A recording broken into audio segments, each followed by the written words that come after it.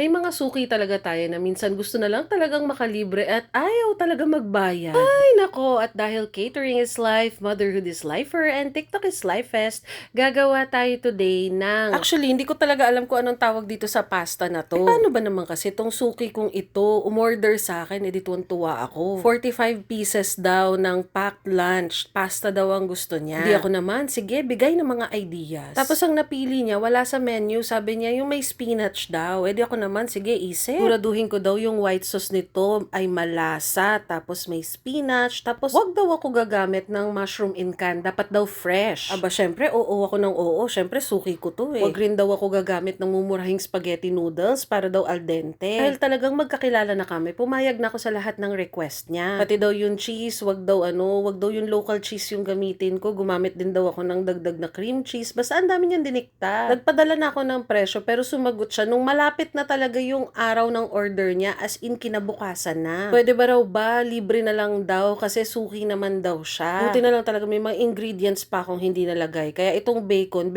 na lang nilagay ko. Eh paano naman ako tatanggi, 'di ba? Syempre suki nga, ibig sabihin marami na talaga tong na-order sa akin. So ito na nga, nagtunaw na ako ng butter, tapos pinalutong ko ng konti yung bacon, tapos tinanggal ko. And then, pagkatanggal ko, nilagyan ko na ng mga chicken breast. Tapos nilagyan natin ng asin. And then mag-a-add tayo ng pepper. Tapos naglagay tayo ng magic sarap. Konti lang pampalasa kasi medyo nabitin ako doon sa bacon eh. Hindi ko kinaya na sa budget eh. Pagkatapos natin halu-haluin, maglalagay na tayo ng sibuyas, ng bawang, and then mix-mix ulit. Ito na yung request niya. Samut-saring iba't ibang klaseng mga cheese pinaglalagay ko. So tinunaw muna natin mga kamarichef. Next naman itong mga fresh mushroom na slice ko. Haluin lang natin ng konti hanggang sa maluto yung fresh mushroom. Mabilis lang yan. Tapos, itong mga frozen na spinach, hiniwa-hiwa ko rin siya. Sobrang bilis lang nito maluto mga kamarichef, kaya bibilisan din natin ang paghalo. Tapos, may natira ako ditong bechamel. Buti na lang, may tira tayo sa cater. O, tapos, naglagay na tayo ng evaporated milk at saka all-purpose cream. So, hahalu-haluin lang natin hanggang sa matunaw lang talaga lahat.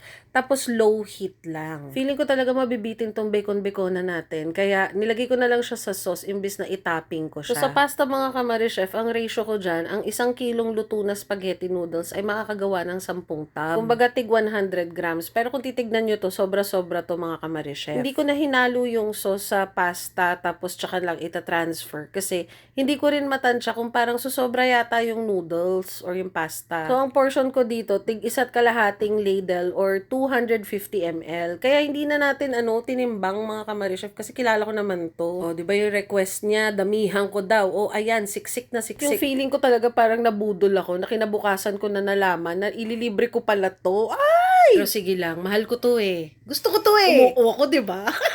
Ito, bandang mga 10 o'clock na to, sabi niya, i-deliver ko daw to ng 1:00. Tapos habang nagbibilang kami, nagsabi siya na dagdagan ko daw, gawin na daw 55 pieces. Sa isip-isip ko, sabi ko, pambihira, ngayon pa talaga, napaka-short notice. Dahil pararamihin natin to ng dagdag ng 11 pieces, kailangan baklasin ulit sa tab. Nagpatulong na nga ako sa panganay ko at natataranta na ako. At habang ginagawa namin to, nag-aalala talaga ako kung babayaran ba ako ng little boy ko.